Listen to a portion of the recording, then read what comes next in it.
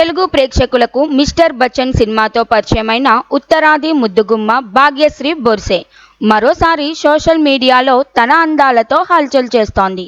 2023లో హిందీ చిత్రం యూరియన్ 2 ద్వారా తెరంగేట్రం చేసిన ఈ భామ ఆ సినిమా పెద్దగా హిట్ కాకపోయినా తన అందం, స్క్రీన్ ప్రెజెన్స్తో ప్రేక్షకుల దృష్టిని ఆకర్షించింది.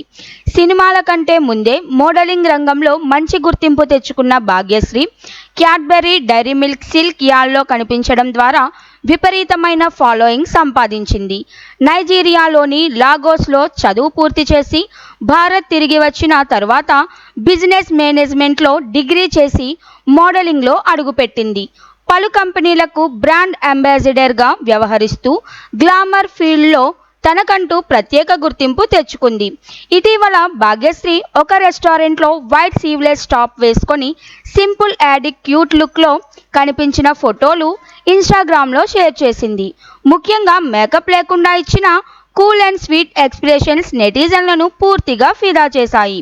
సినిమాలో చూసిన దానికంటే ఇలాగే మరింత అందంగా ఉంది అని అభిమానులు కామెంట్ చేస్తున్నారు.